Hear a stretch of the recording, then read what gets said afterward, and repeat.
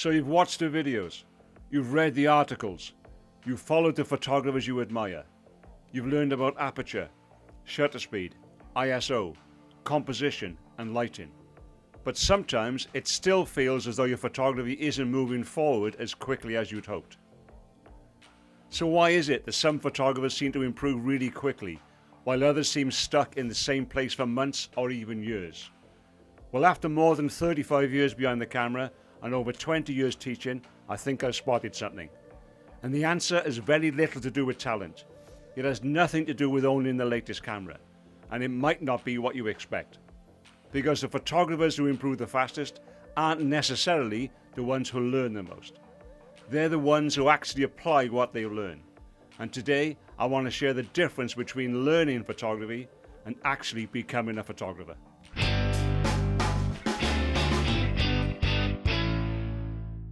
If I could jump in the DeLorean and give my younger self one piece of photography advice, it wouldn't be about camera settings.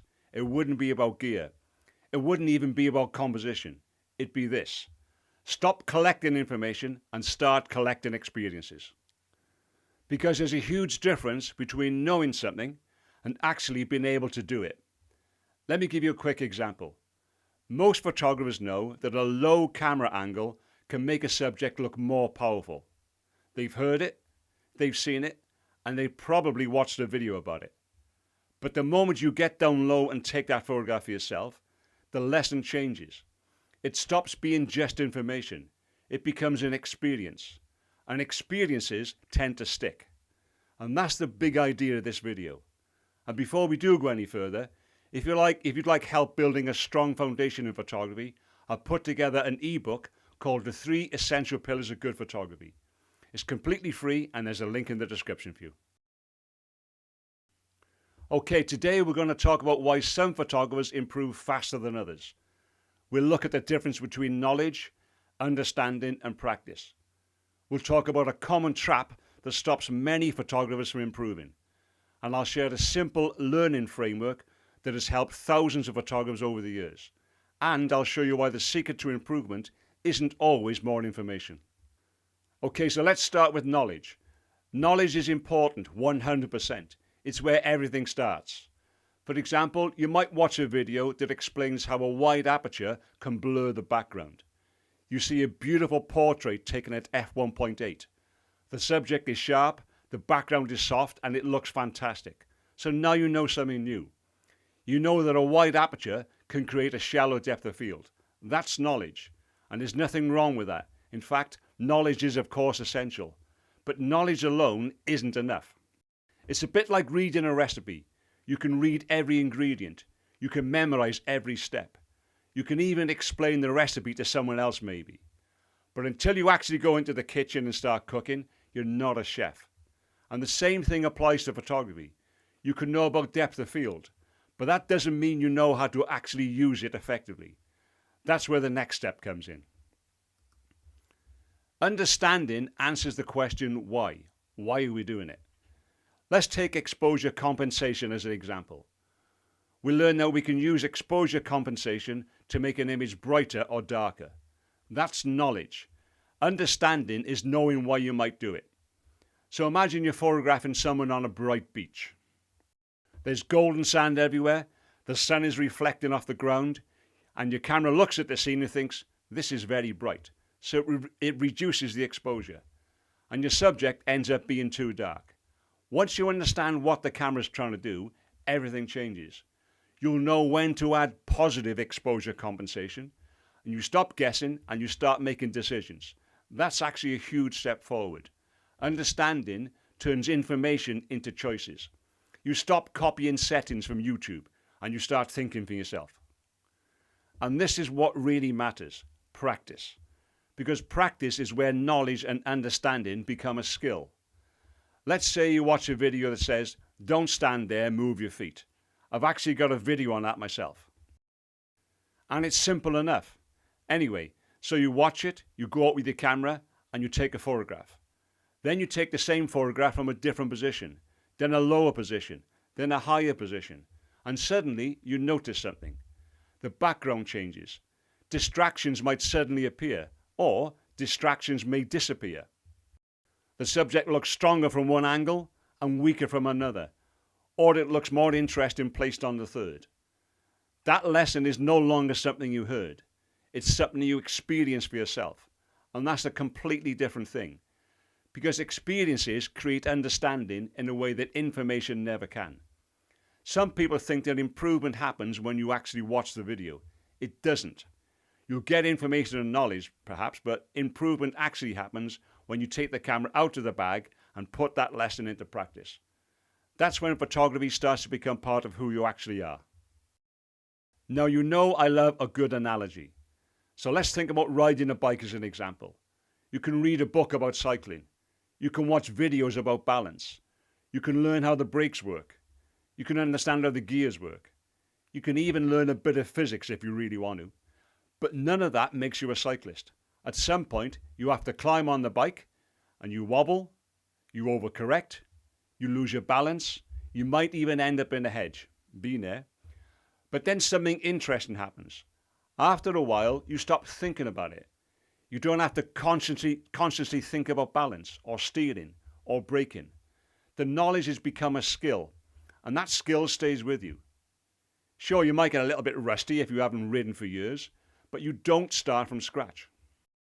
And photography is very similar. Once you really understand light, once you really understand composition, once you really understand how to see a photograph before you actually take it, those skills become part of who you are.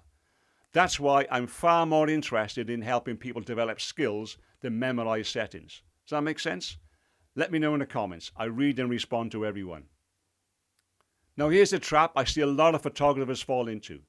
They learn something useful, then they watch another video, then they learn something else, then they watch another video, then another, and another. And it feels like progress. After all, you're spending hours and hours learning. But are you? Are you just collecting information? I call this the learning loop. And the problem is that many photographers get stuck there. They become collectors of information, collectors of courses, collectors of camera gear, collectors of YouTube videos, which is all great and very good, but they don't become collectors of experience. Experience is how real improvement develops. In my experience, the photographers who improve the quickest follow a very different loop. It looks more like this. They shoot, they get stuck. They learn a bit more, they apply that learning, they reflect, and they shoot again. And that's how most of us actually learn. We don't learn everything first and all at once. We don't need to. We learn what we need when we need it. Let's say you start shooting landscapes. At some point, you realize your photos look a bit flat, so you go looking for answers. And you learn about foreground interest, leading lines, layering. Then you go out and try those ideas. Then maybe you start shooting portraits. Now you've got a different problem. Your subjects look stiff and uncomfortable. So you learn about posing and direction, communication, expression. Then you go out and apply those lessons. That's exactly how it works. And that's why photography is a journey and not a destination. You don't need to know everything there is to know about photography. You just need to know the next thing that helps you move forward with the photos that you want to take. And that one idea alone can take a huge weight off your shoulders. You don't need to master every genre. You don't even need to like every genre. You don't need to know every single camera feature. You don't need to watch every tutorial. You just need to keep moving forward, one lesson at a time, one photograph at a time. Now that brings me on to another important point. If you want better photographs, you need to take more photographs. Now before anyone misunderstands me, I am not talking about spraying and praying. I'm not talking about firing off thousands of random frames and hoping for the best. What I'm talking about here is deliberate practice, thoughtful practice, purposeful practice if you like. But even when you do that, not every photograph will be a winner, and that is completely normal. If you take 100 photographs, you may find that 20 of them are really good. Another 20 might be pretty decent, and the rest, well, they may have taught you something. Maybe they show you what worked and what didn't. They helped you see a problem, perhaps.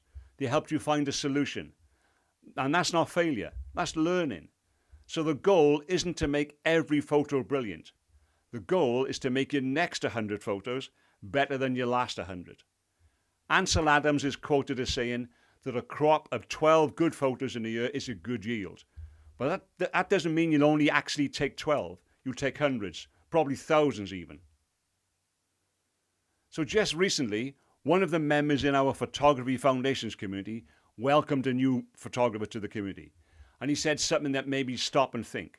He said, "Look at my early pictures and compare them to the photos I'm taking today." What a brilliant piece of advice, because improvement often happens so gradually that we don't actually notice it. We don't wake up one morning and suddenly become a better photographer. It happens little by little. There's a song there somewhere. Anyway, it happens photo by photo, mistake by mistake, lesson by lesson. Then one day you look back 6 months or a year or maybe 2 years and you realize just how far you've actually come. That improvement didn't come from one amazing video. It didn't come from one magic camera setting. It came from showing up again and again and again. And there's a really important lesson in that. Don't compare yourself to Joel Grimes. Don't compare yourself to Joe McNally. By all means, learn from the people that actually inspire you. Study their work. Be motivated by their success. I would absolutely encourage you to do that. But don't measure your starting out against someone else's professional portfolio, because that's a game you're never going to win. So instead, compare today's photographs to the photographs you made 6 months ago. That's the comparison that really matters. That's where you'll see your own progress. That's where you'll find the confidence. And that's where you'll see the evidence that you are moving forward. So here's a really simple challenge for you. The next time you learn a new photography technique, don't immediately watch another video about it. Go out and take 10 photographs using that one idea, and only 10. 10 deliberate attempts. 10 opportunities to learn. 10 opportunities to make mistakes. 10 opportunities to improve. Those 10 photographs will teach you more than 10 videos, because you've done the work, you've done the reps. So let's bring all this together. Knowledge tells you what. Understanding tells you why. Practice teaches you how. The photographers who improve the quickest aren't necessarily the ones who learn the most. They're the ones who apply what they learn. They stop collecting information and they start collecting experiences. You don't become a photographer when you learn something new. You become a photographer when you put that knowledge into practice. And if this idea makes sense to you, and as you're still here, this will be of interest. If you'd like a safe space to continue your photography journey with like-minded people, then why not come and join us in our Photography Foundations community over on School. It's a really safe and friendly place to be. No ads, no algorithms, and no traditional social media nonsense.